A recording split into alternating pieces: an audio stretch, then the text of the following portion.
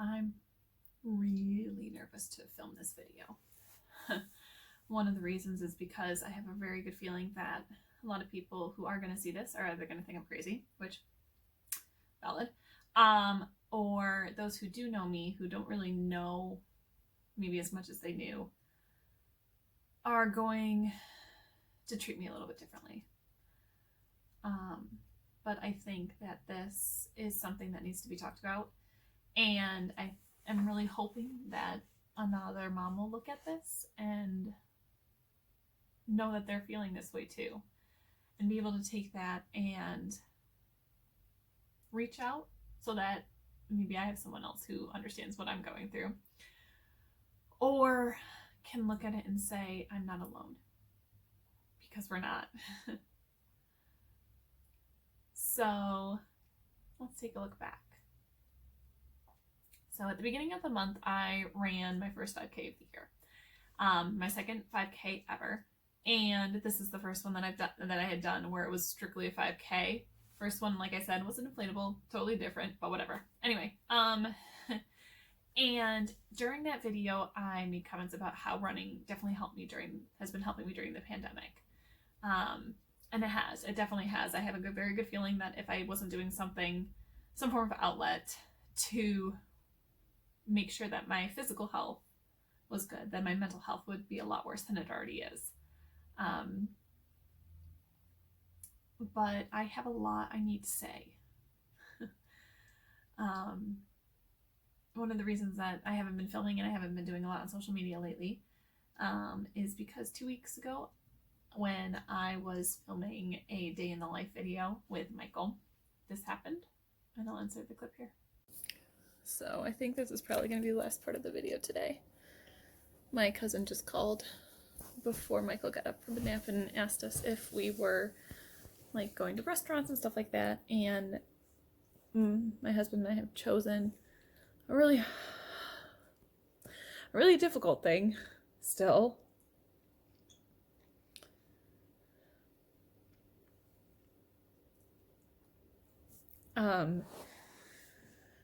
We're basically still social distancing from everyone except our parents and our siblings.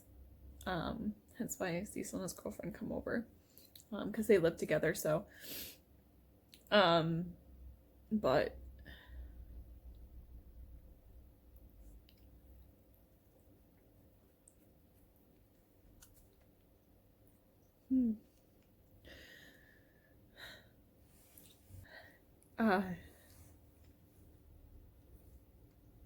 it's I don't know if I can do this. Yeah. It's been a really hard choice. We basically go to work, and and that's about it. Again, we see our parents and our siblings, but I'm very much not a homebody. So a lot of the times when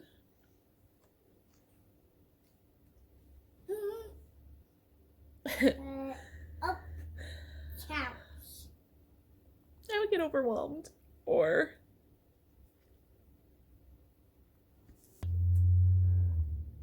if I was just needing a break.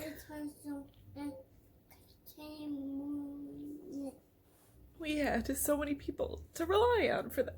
Like, I have a lot of friends who are local. The family I used to nanny for. We have family that's local that we've seen them, but it just really hasn't been the same. Hi, honey. But we're doing what we think is right to protect our family, and it got easier because of summer, because we could see a lot of people and social distance outside and stuff like that, but in central New York, the weather gets poopy. But this guy We just need to protect him. Mommy. That one's for Michael. For Michael, Mommy. Yeah. And I technically have an aunt on these too. So we're just nervous. We have a lot of people who are local who we really haven't seen or had a lot of contact with because of the pandemic, obviously.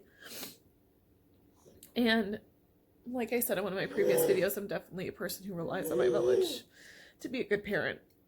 And not that I don't think I haven't been a good parent during the pandemic, because I think we've been making good choices for our son. And I think he really has had as much of a full life as he possibly can during this pandemic.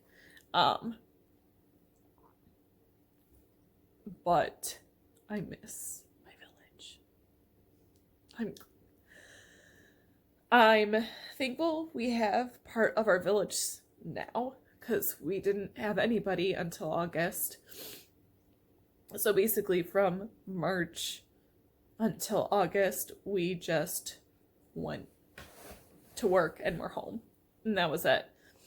And with Michael being an essential worker, his hours kind of got a little crazy at some points, but now things are back to normal. But I don't know, it's days like today, like, it would be really nice to just take him to the mall.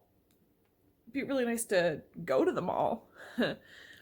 It would be nice to go to the mall, right? It'd be nice to take him to the zoo.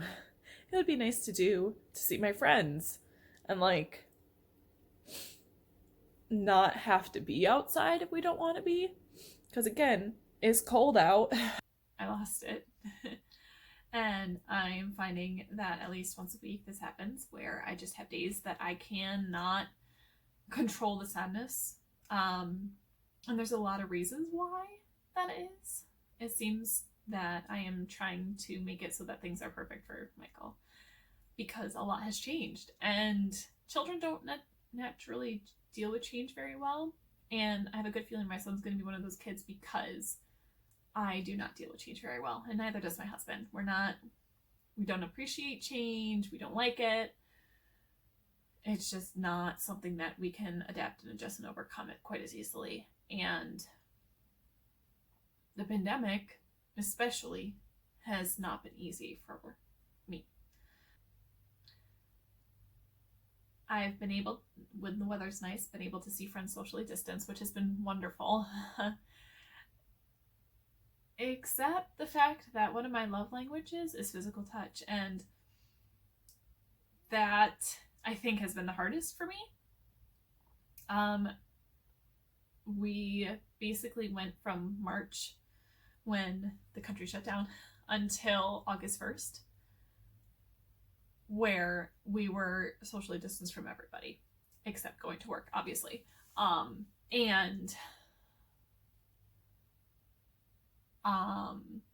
When you talk about love languages, a lot of people always seem that that's just for your romantic relationships, but it's not. It's definitely not. So we are part of a very huggy family, and being able to see my family even when we socially distance was really nice. God, I can't even look at the camera. Okay. It was nice, but I needed that. I know that people love me when they give me hugs, and when I can be there for them physically, and they can be there for me physically, which sounds so weird, but it's just it's just one of the ways I am. And only having Michael to lean on was really hard, because I knew he was going through a lot too.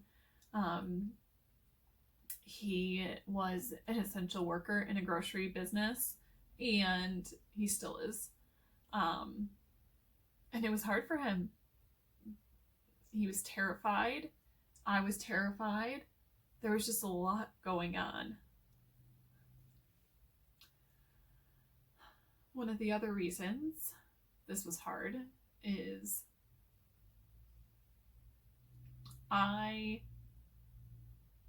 have family friends who I've been very close with for about 4 years. And I helped raise their kids. And I saw them at least once or twice a week, almost every single day for 4 years. And Mom decided that she didn't need me anymore, which was fine. It was what it was. That's not the part I'm upset about.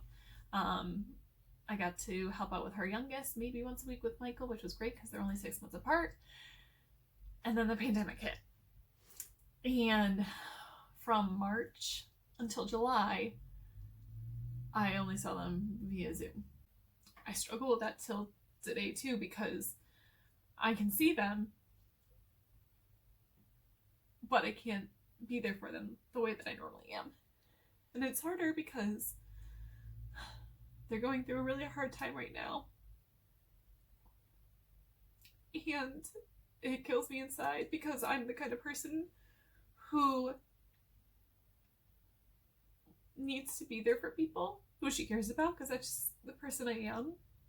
And when people are going through rough patches or rough times, me being there physically, again, because that's how I love, or I need love, that's how I love other people, right? And one of my really close friends is going through a hard time too, and I can't help her like I would like to. And it kills me inside to not be there for the people that I really love. I also think about my grandmother, who has been terrified about this thing since January. And how I thought she was crazy, and I love you, I'm so sorry, but that's what I thought. And then everything happened, and she's alone. And we try to see her as much as we can, or talk to her on the phone, but it's not the same. You know, she's the only great-grandparent Michael has. And she's a big part of our lives, so that's been hard too.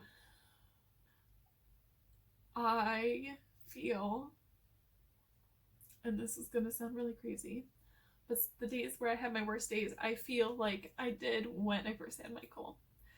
I had really bad postpartum depression and did not get it treated because I didn't think it was that bad. And now looking back at it, that was stupid. But I feel that way again. I feel the isolation of having a newborn when he's actually a toddler. I feel the isolation of being a parent and a mom, and I feel like I'm a new mom again because I'm living in a world that I wasn't ready for. And I hate that, because the days that I have my bad days, I feel bad for him. I feel bad that he only gets to see a certain amount of people. I feel bad that we don't get to do our normal stuff that we could do. We don't get to go to the zoo. We don't get to go to the library. We don't get to see close family and friends. It's just us. And I wonder if that's enough some days. I do. I wonder if we're enough for him. And I'm worried that we're not. And I only hope that, I'm thankful he will never remember this, ever. He's too young, and I'm so thankful for that, because if he were older, I don't know what I would have done differently. But I guess I just want to say that this is hard. And I know there's a lot of you out there who don't agree with my decisions, because everyone has a different opinion about how things are going. And that's fine, and I love you still. I want to say to those who we haven't seen, really, that we miss you very, very much. And I cannot wait for the day to be able to give you all really, really big hugs again. And I can't wait to celebrate with you all again. And I cannot wait. I cannot wait for more normalcy. I cannot